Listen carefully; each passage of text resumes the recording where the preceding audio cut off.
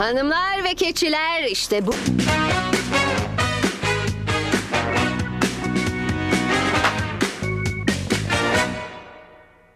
Bazanlar var, dursun istersin, hayatın tamamı olsun istersin. Kaç kaç kaçmasın istersin, hiç bitmesin istersin. Rastlarsan öyle bir ana, elinden sakın kaçırma. Koş koş peşinden kovala, tut elinden yakala. Hepsi o anların hepsi Pepsi, o anların hepsi Pepsi. Yaşatır seni Pepsi. Ektam Kıbrıs'la Güne Merhaba devam ediyor.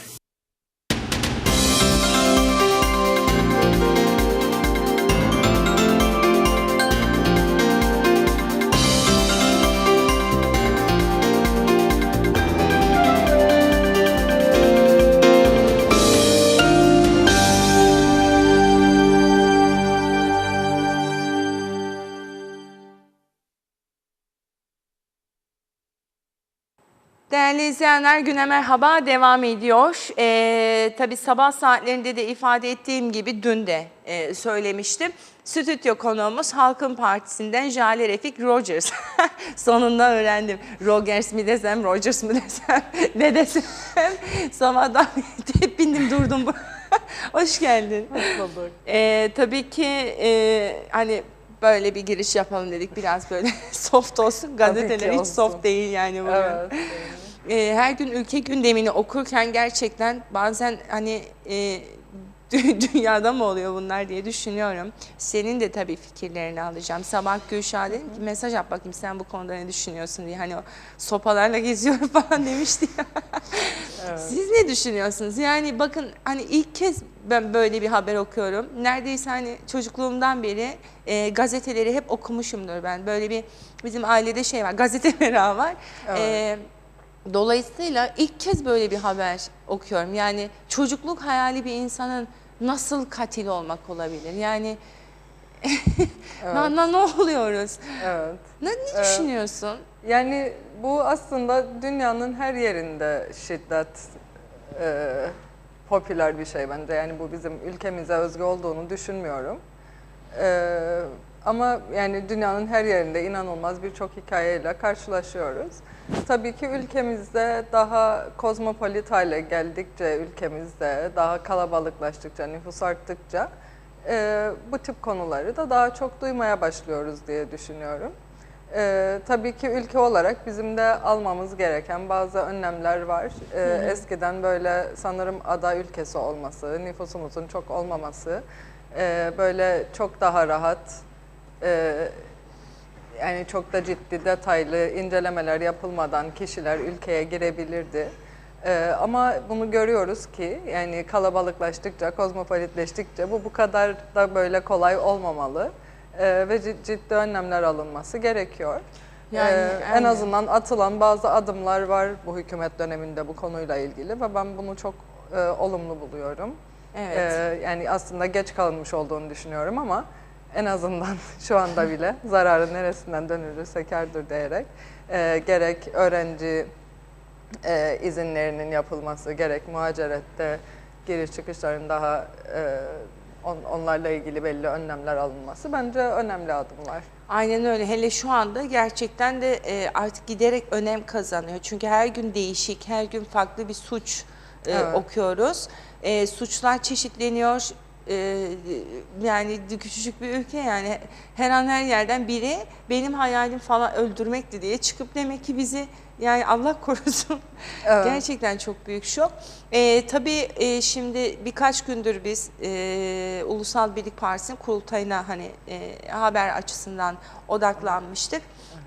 Bunu hemen ben buradan da duyurayım izleyicilerimize. Sabah bir haber paylaşmıştık. İşte Divan Başkanı Cumartesi günü açıklayacak diye Yüksek Mahkeme Başkanlığından almış oldukları görüşle beraber yetki sadece divandaymış. Dolayısıyla Sayın Zorlu Töre'den aldığımız bilgiyi paylaşayım. Divan Başkanı olarak bugün saat 11'de Ulusal Birlik Partisi'nin genel merkezinde resmi olarak Hüseyin Bey'in yarışı bıraktığını ve Sayın Ersin Tatar'ın Ulusal Birlik Partisi'nin genel başkanı olduğunu açıklayacaklar bir basın toplantısıyla. Altyazıda da düzeltme yaptık. Sağ olsunlar bizi hemen uyarıyorlar böyle olduğunda. Evet. Bunu da belirtmiş olarak başlayalım isterseniz meclis çalışmalarına. Yani komite çalışmaları, meclis çalışmaları son dönemlerde işte gelen muhalefetten gelen konuklar işte mecliste yasa geçmiyor, mecliste daha hiçbir şey olmadı, bir yasa yapmıyorlar vesaire gibi eleştirilerde bulunuyorlar. Ben biliyorum ki siz gece gündüz çalışıyorsunuz. Yani Evet. bunu bildiğim için de hani bazen vicdanen öyle bir eleştiri olduğu zaman burada böyle rahatsız oluyorum. Diyorum yok falan diyorum ama yine de eleştirilerin sahibi olarak da sizden alalım bu görüşleri, düşünceleri, neler Evet. yaptınız? Evet, tabii ki öncelikle belirteyim ki aslında muhalefet dediğimizde çok da genelleme yapmamak lazım. Tabii. Çünkü UBP Milletvekili Sayın Menteş Gündüz idari komitenin başkan yardımcısıdır. Kendisi aslında geçen gün meclis kürsüsünden çıkıp komiteler çalışıyor, üretiyoruz diye kendisi de açıklama yaptı. Çünkü kendisi de aslında muhalefet vekili olarak bize hep destek veren, komite çalışmalarında gayet aktif çalışan bir kişidir. Dolayısıyla komiteler çalışıyor. Bunu muhalefet vekilleri bile aslında bazıları en azından söylüyor. Ama yani öncelikle şunu söyleyeyim. Komite gündemleri giderek çok yoğunlaşmaya başladı. Çünkü önce bir işte hükümet kuruldu. Bakanlıklarda bir çalışmalar yapıldı. İşte kadık olan yasalar neydi ya da yeni yapılması gereken değişiklikler ya da yeni yasa tasarıları nelerdir diye bir bakılması gerekti. O yüzden bence komite gündemleri giderek aslında yoğunlaşmaya başladı ve şu anda gerçekten komitelerin gündeminde birçok yasa var görüşülmesi gereken. Ama bu yasalar komitelere geldiğinde maalesef tam olarak böyle geçirilmeye hazır bir şekilde gelmiyorlar. Ve bence yasaların çabucak geçememesinin büyük bir sebebi de bu oluyor aslında. Nasıl yani? Mesela eksiklik mi oluyor yoksa anayasaya aykırılık mı keşfediliyor ya da yani farklı bir bazı şey mi yasalarda oluyor? mesela yetki karmaşaları olabiliyor. Yani bu tip şeylerin aslında çözülüp gelmesi lazım komiteye. Ama komiteye gelip de tartışılınca belli yerlerde yetki karmaşası olabileceği görülebiliyor. Örneğin mesela bir örnek bu. Bazen yazılım şeklinde sıkıntılar olabiliyor. Bazı yasalar AB uyum yasalarıdır. Ondan dolayı mesela bizim mevzuatımıza uygun bir şekilde dönüştürülmesi gerekir. Yani yazım açısından filan da. Dolayısıyla komiteye geldikten sonra teknik konular tamam bile olsa bazen hemen o yasayı geçiremiyorsunuz. Biraz iş istiyor. Dolayısıyla yani biz yasalar üzerinde çok uzun zaman harcıyoruz. Ve ben ne zaman özellikle mesela bu idari komitede başkan olarak bir yasayı gündeme aldığımda tamam diyorum işte bu kesin bunu hemen geçirebiliriz mesela. Çok sorunlu olmayacağını düşünüyorum. Bakıyorum bizi haftalar, aylar alabiliyor o yasa. Yani gerçekten kolay değil. Çünkü yaptığınız yasaların kalıcı olması, uzun yıllar süresinde de yani hala uygulanabilir olması çok önemli. Evet. O açıdan da yazdığınız her bir kelime aslında çok önem taşıyor. Dolayısıyla titizlikle düzgün yasalar yapmamız gerekiyor ki bu yasalar kalıcı olsun, uygulanabilir olsun, yetki karmaşalarına yol açmasın, sorunlar yaratmasın. Yani ben aynı zamanda hukuk komitesinin mesela bir üyesiyim ve o komitede yakın zamanda biz sabıka kaydı yasasında değişiklik yaptık. Çünkü sabıka kaydının silinmesiyle ilgili yasada değişiklik yaptık. Bu yasa 2012'de geçmiş ama yani yasada murad edilenle uygulamada olan aynı şey olmamış ve uygulamada daha çalışabilir, işleyebilir bir yasa olması için ona işlevsellik kazandırmak için değişiklikler yapmak zorunda kaldık örneğin. Ne tür değişiklikler yaptınız bunda? Benim yakından ilgilendiğim bir yasaydı çünkü baktım yani ona. Evet, örneğin mesela yasada murad edilen eğer belli hafif suçlar işlemişse bir kişi ve bunların üzerinden 5 sene geçtikten sonra mahkeme kararıyla, yani mahkemeye başvuruyorsunuz, bunlar otomatik olarak silinmiyor ama mahkeme kararıyla silinebilmesiydi. Ama uygulamada şöyle bir şey oldu. Her işlenen suç arasında 5 yıl arandı. Ha yani 2-3 suç işleyebilir. 2-3 suç işleyebilir. Yani bunlar çok hafif. İşte mesela işte 2000 yılında bir kavgaya karıştı. İşte 2002 yılında gene bir kavgaya karıştı ve bunlar sabıkasında duruyor. Bu iki suçun arasında 2 yıl olduğu için işte 2002'dekini sildirebiliyor ama 2000 yılındakini sildiremiyor örneğin. Böyle bir durumda da o kişinin o sabıkası silinemiyor. Çünkü bir defa sildirme hakkı var. Ama işte başka bir kişi çok daha fazla suçlar işlemişse de bunların aralarında 5 yıl varsa onları sildirebiliyor gibi anomaliler oluşmuştu mesela. Bunu önlemek için bir değişiklik yaptık. Sonra ağır ceza kapsamından çıkarılmış suçlar var mesela, işte çek yasağına girmek gibi.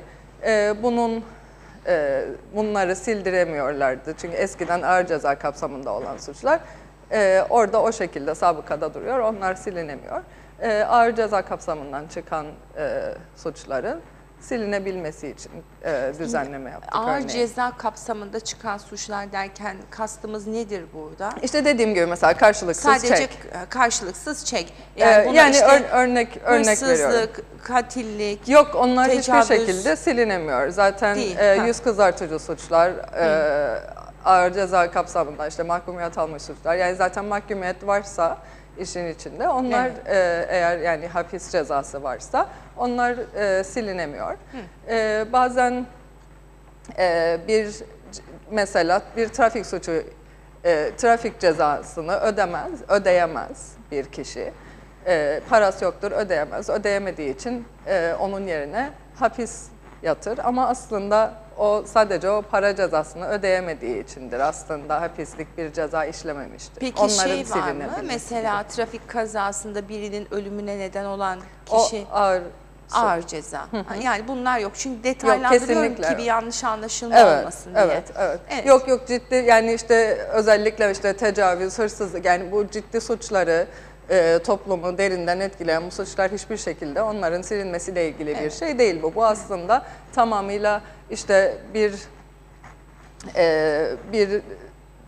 suç işlediniz ama aslında sizi mahkeme değerlendirdi ve sonunda serbest bıraktı. Hiçbir ceza almadınız. Evet.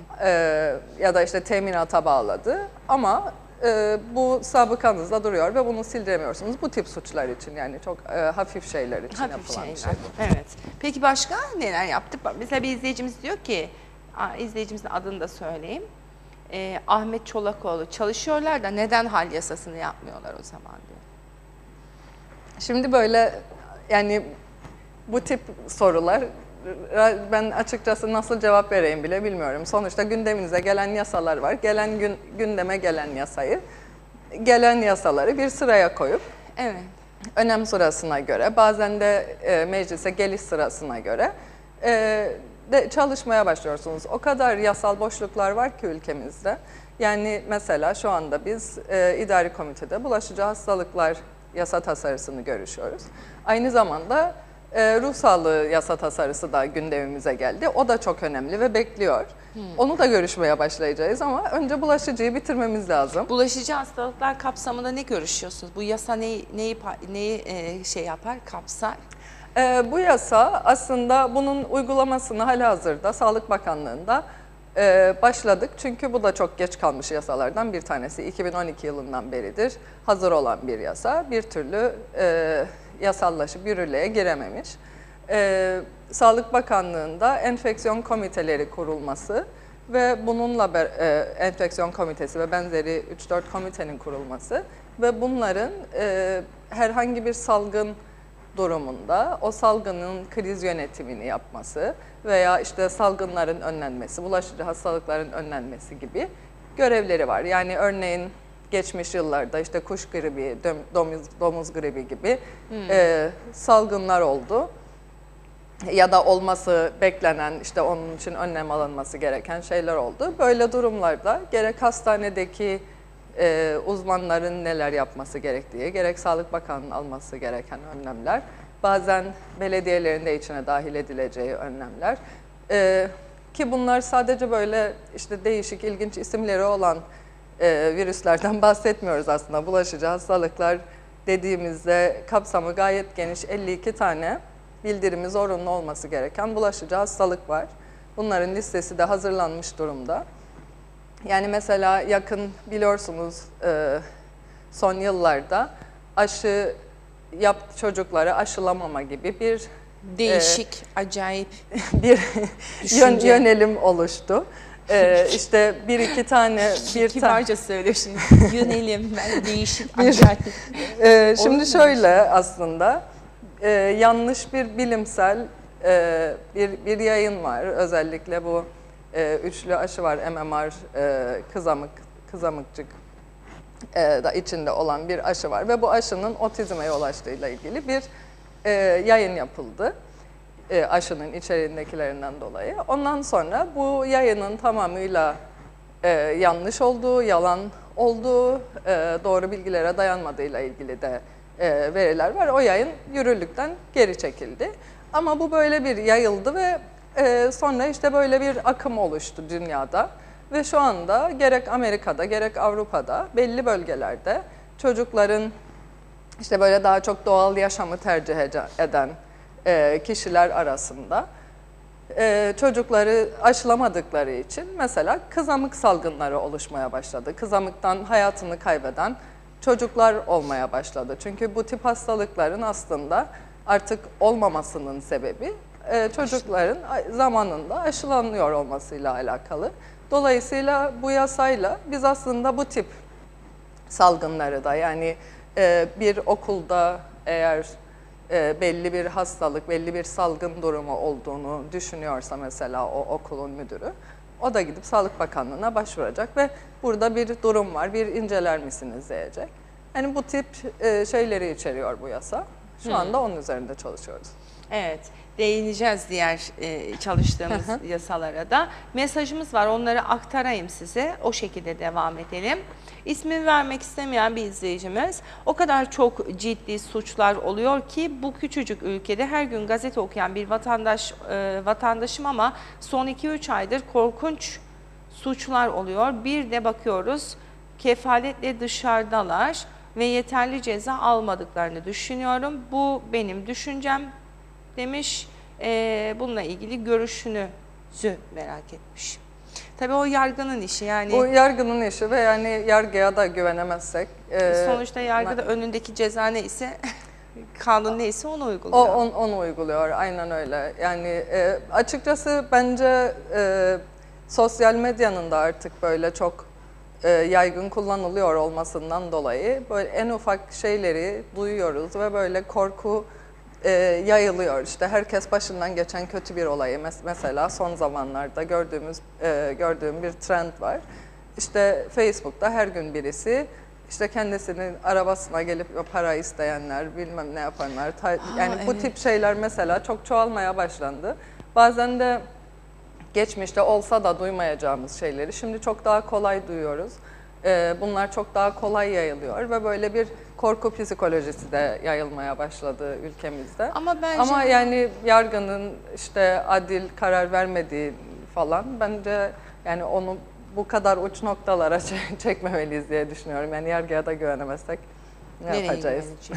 Ama mesela bu sosyal medyada insanların başına geldiğini anlatması bana mesela normal geliyor, iyi geliyor. Neden? Çünkü herkes susarsa, birileri bir yerde bir şey söylemezse şiddet artar.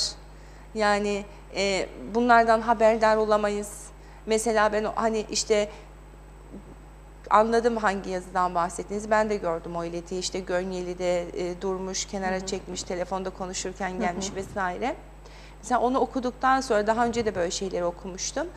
Dikkate almamıştım ama bir de onu okuduktan sonra artık trafik ışıklarında gerçekten arabanı kilitliyorum yani. Çünkü Bu aynı zamanda doğru olduktan sonra vatandaşın kendince doğru şekilde önlemler almasını sağlar. Yok, kesinlikle katılıyorum. Tabii ki kesinlikle katılıyorum. Ben Yetkilileri de aksini uyarır. hiçbir şekilde iddia etmedim. Evet, katılıyorum size. Yani bilinçli olmamız gerekir. Herkesin zaten işte kendiyle ilgili belli önlemleri alabilmesi açısından da önemli olduğunu düşünüyorum. Sadece yani benim tek belirtmek istediğim, yani bilgiye çok daha kolay ulaşıyoruz artık. Dolayısıyla bazı şeyler de bence artmış gibi de görünüyor bundan dolayı. Yani işte bir 5 sene öncesine göre belli şeyleri artık o bilgilere çok daha kolay ulaştığımız için artmış gibi bir izlenim de yaratabiliyor bizde. Sadece onu söylemek istedim ama tabii ki bence hepimizin toplum olarak da bilinçlenmemiz çok önemli. Evet, yani bir de tabii bunu polisin dikkate alması, kolluk güçlerinin dikkate alması, meclisin bu tür olaylara karşı polisin elini güçlendirecek bir takım yasaları da yapmaz. Bazı durumlarda mesela polis denetim yaparken ben bakıyorum, hakikaten eğer kişi yani o anda küçük bir suç bile olsa o kişi suç işleyen kişi ilgili yasayı biliyorsa polisi çok çaresiz bırakabiliyor. Örneğin arabayı bağlayamıyor mesela polis. Örneğin üfleme cihazına üfürmek yani üfürmüyor kişi. Bunda da mesela bir takım yasalar yapılması gerekir mi acaba? Trafikten örnek verdim ben ama farklı şeyler de olabilir. Yani yasal boşluklarımız çok var ya da işte bazı yasalardaki cezaların caydırıcı olması kesinlikle önemli, etkili olması açısından. Çünkü caydırıcı olmadıktan sonra bazı kişiler bir şey değil, ben onu zaten öderim ya da cezasını çekerim diyebilir. O açıdan caydırıcı cezalar olması bence çok önemli. Yani mesela bu konuyla ilgili işte biliyorsunuz yeni bir tüzük hazırlanıyor ve 1 Aralık'tan itibaren marketten aldığınız şeylerin plastik poşetleri kullanmaya devam etmek isterseniz bunlar ücretli bir hale gelecek. Ve bu konuyla ilgili de mesela çok tartışmalar oldu. Yani bu tabii ki çevreyi korumakla ilgili alınan bir önlem. Ve bu işte plastik poşetlerin artık işte belli bir 25 kuruş falan gibi bir miktar olması düşünülüyor. Ve bu miktarın işte yeterli olduğu, olmadığı filan gibi şeyler de tartışıldı. Ama genelde ücretli olduğu sürece aslında caydırıcılığı oluyor. Bunu başka ülkelerde, en yakın komşumuz Güney Kıbrıs'ta da görebiliyoruz. Ve belli her konuda eğitim çok önemli. Ama aynı zamanda caydırıcı önlemler almak da önemli. Çünkü yani yetişkinleri eğitemiyorsunuz belli bir yaştan sonra artık. Sakkulli. Evet. O yüzden de belli şeylerin de caydırıcı olması önemli. Onun da mesela ben çevreyi koruma adına aslında gerçekten büyük bir adım olduğunu düşünüyorum. Ben de bunu görünce ilk uyardığım kişi annem oldu. Kadın çünkü markete gidiyor mesela ama yani hani bunu kötü bir niyetle yapmıyor ama bir sürü poşet geliyor eve. Yani gerekli gereksiz poşetler geliyor. Bir küçük bir şey alıyorsunuz mesela poşete elinizde koyuyorlar. taşıyabileceğiniz. Onu poşete koyuyorlar ki bunu poşete gerek yok çünkü zaten poşeti taşımışsınız. O şeyi aldığınız bir paket şeyi taşımışsınız. Eve bir mutlu gittim ki o gün dedim ki artık poşet alamayacaksın. 25 kuruş olmuş poşet. Nasıl 25 kuruş olmuş? Öderim alırım falan dedi ama yapamaz. Ben de diyor pazar çantamda Yani bir yerden öderim. sonra rahat yani evet belki bazen ödersiniz ama bunu sürekli hale bence çoğu insan getirmez diye düşünüyorum ve gerçekten yani doğayı korumak açısından çok önemli olduğunu düşünüyorum. Çünkü ülkemizde çevre kirliliği gerçekten inanılmaz bir boyutta. Ve yani bir işte turizm adası olduğumuzu da iddia ederken bu işte her tarafta çöp görüntüleri gerçekten çok korkunç. En kötüsü ne biliyor musunuz Ceylan? Ben geçen gün Tolga Bey buradaydı. Bayındırlık Yol Araştırma Bakanı. Ona da sordum sağ olsunlar. Sonunda artık kolları kendileri sıvamış. Mesela havalimanından inip ta ki Lefkoşa, Girne veya işte Lefke, orayı da söyleyelim. Bazen Lefkeliler kızıyor bana, bizde de otel var falan diye. Lefke, Bafra, nereye giderse gitsin. Hangi bölge? Karpas. En doğudan en batıya kadar.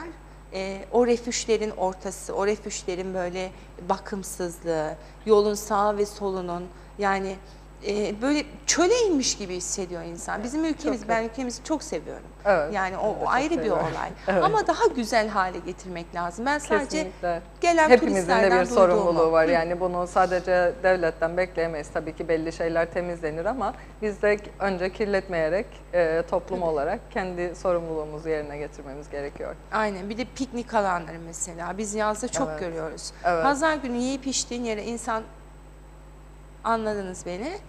Yani Evet. şey yapmaz ya. Yani Evet, topla git işte, yani ne olacak? Evet, evet. Murat Uzun şöyle bir soru sormuş size.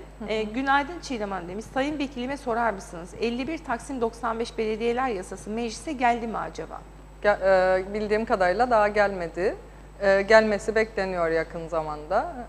Üzerinde çalışılması gereken yasalardan biri kesinlikle. Çalışılması lazım. Gördünüz mü yasayı yani? Biliyor musunuz? Daha görmedim ama güncellenmesinin bir ihtiyaç olduğunu biliyorum.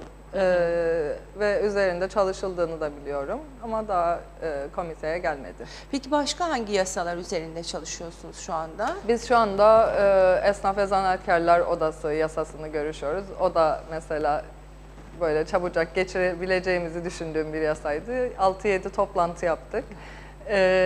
Hala devam ediyoruz. Bir de tabii komite çalışmalarında komitenin dışında da aslında komite üyelerine görev düşüyor. Yani mesela bugün komitenin dışında bir toplantı yapacağız biz idari komitedeki görüştüğümüz yasayla ilgili. Sırf işte yasayı biraz daha toparlayalım, hızlandıralım, komiteye hazır bir hale getirelim diye.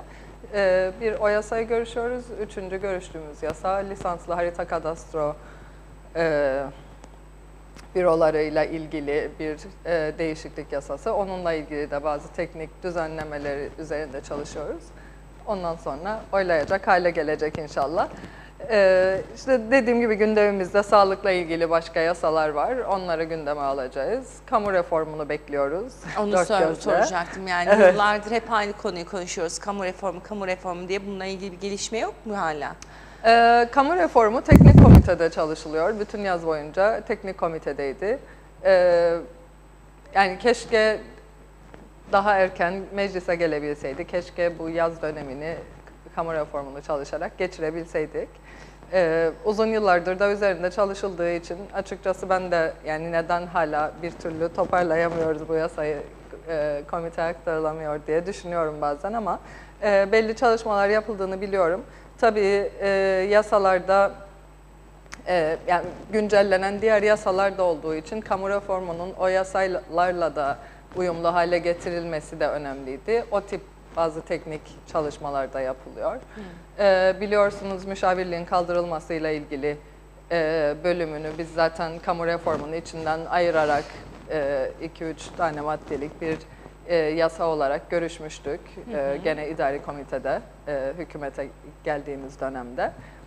O tip değişikliklerin onun içine entegre edilmesi gerekiyor ama onun da yakın zamanda gelmesi bekleniyor.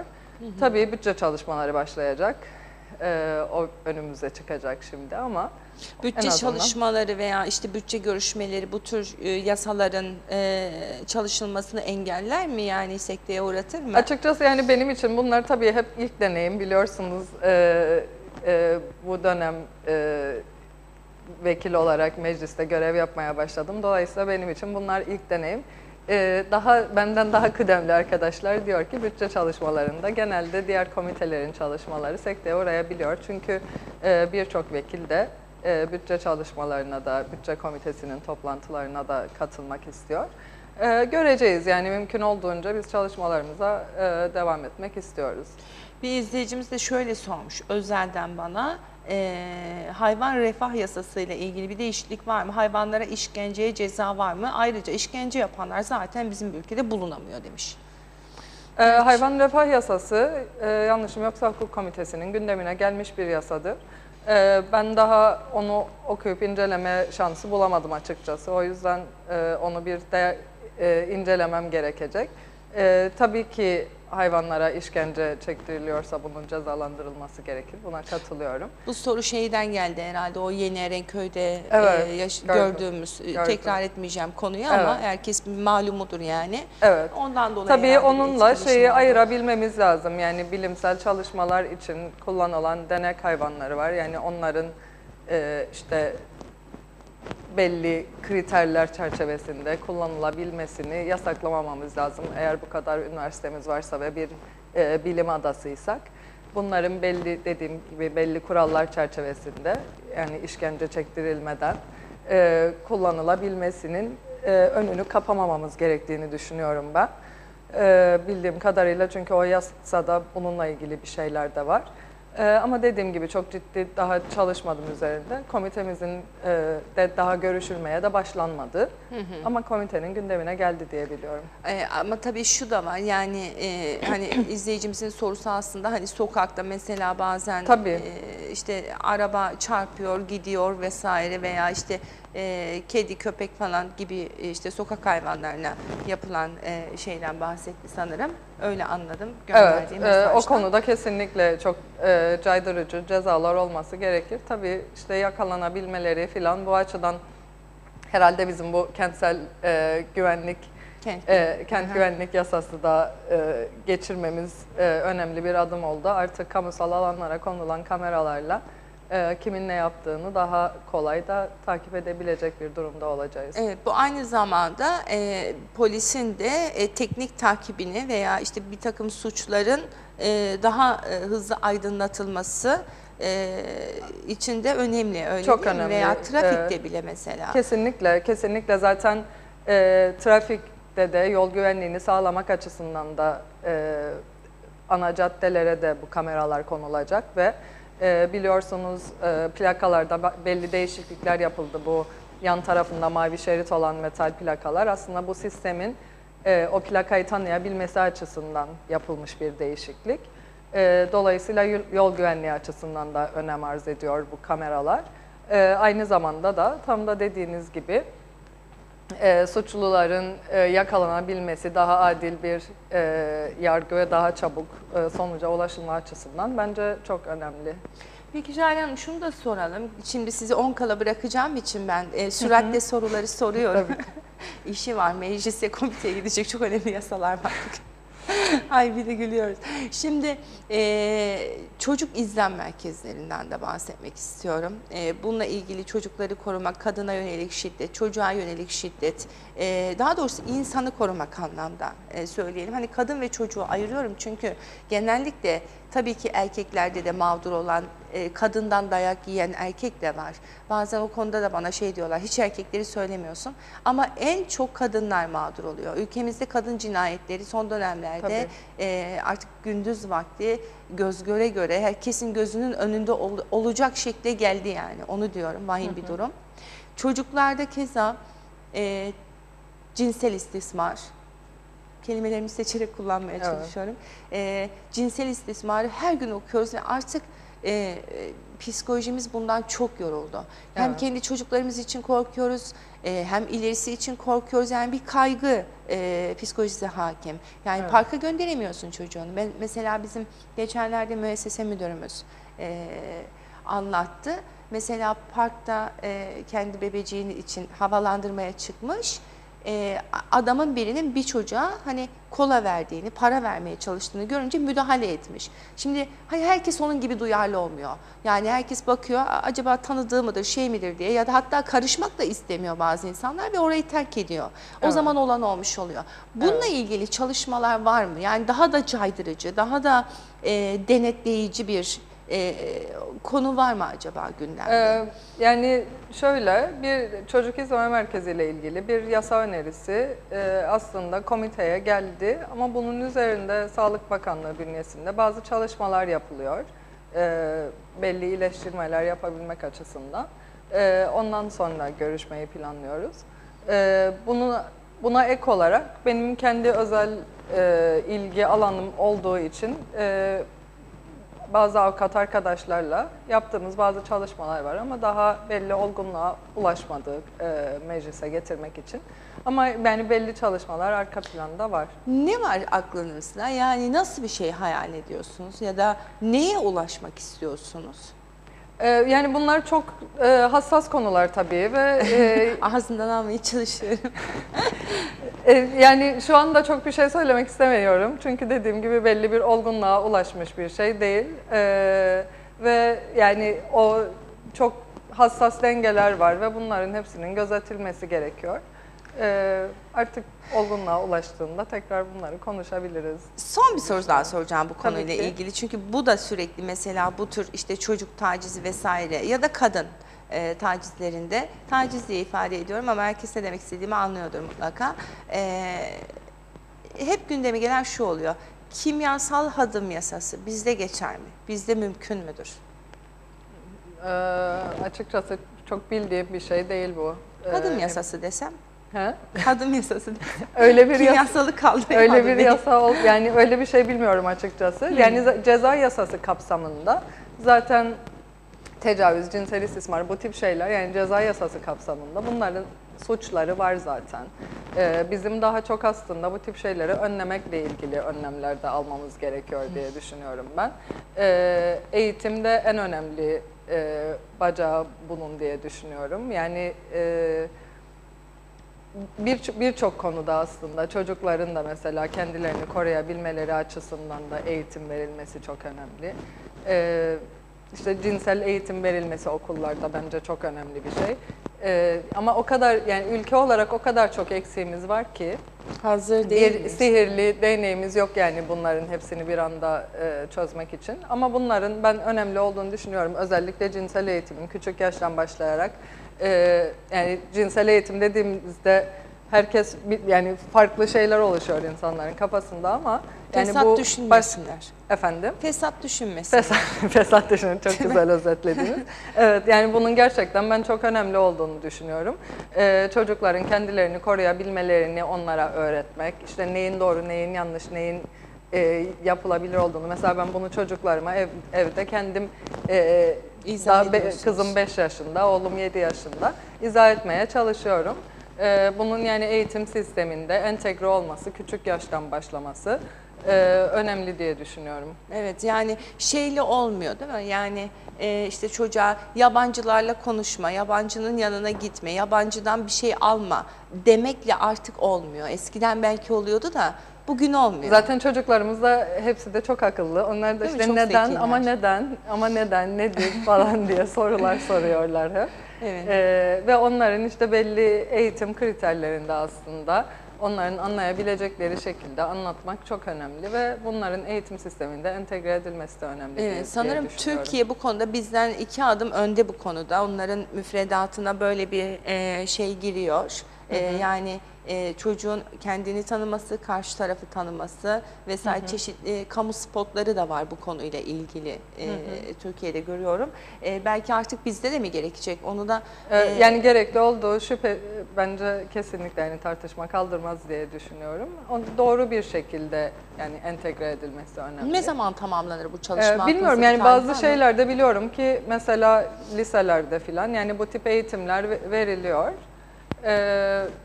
Ama küçük yaştan başlamasının da önemli olduğunu düşünüyorum. Bu tabii Eğitim Bakanlığı'nın yapacağı bir çalışma, o ayrı bir çalışma. Bizim yani başka yasalarda yapılması gereken değişiklikler var. Ama yani ceza yasasında belli şeylerin zaten cezası var ama yani bizim önlenebilmesi veya işte toplumun bilinçlenmesi buna paralel olarak gitmesi gereken bir şey. Son olarak şunu da soralım size. Son 2 dakikamızın içerisine girdik. Tabii biraz 3 dakikada olabilir. Umduğunuzu buldunuz mu Jale Hanım? Yani siz vekil olduktan sonra ilk programımız mı bu? İkinci mi? İkinci acaba? programımız Olabilir. galiba.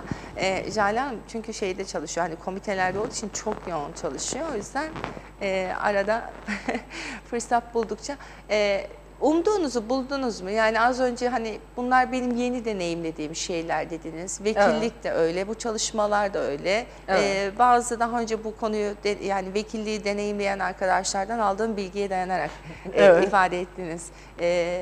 Bazı çalışmaların sekteye uğrayabileceğini. Sizin aklınızda veya işte hayalinizdeki bu muydu? Yani umduğunuzu buldunuz mu parlamentoda? Yani şöyle, ben sağlık alanından gelen birisiyim ve sonuç odaklı çalışmaya alışmış birisiyim. Ve çabuk sonuca ulaşmaya alışmış birisiyim. Tez Kişilik canlı. olarak da zaten tez canlıyım ama zaten yani yaptığım iş gereği de yani işte bir laboratuvarda size bir örnek gelir. Onun sonucunu hemen hastaya ulaştırmak zorundasınız ki tedavisi ona göre başlayabilsin mesela. Yani daha sonuç odaklı şeylerle çalışmaya alıştım. Bilim insanı olarak belki işte akademisyenlik yaptığım zamanlarda daha çok araştırmalar çok daha uzun zaman alabiliyor ama orada bile belli bir hedefiniz var ve siz hangi hızda çalışacağınızı kendiniz belirleyebiliyorsunuz. Ama meclis böyle bir yer değil. Ve gerek iç tüzük bazı şeyleri yapmanızı engelliyor. İşte bunu yap, işte bir hafta bekle, o bilmem kaç hafta. Yani böyle hep haftalarla süren şeyler var.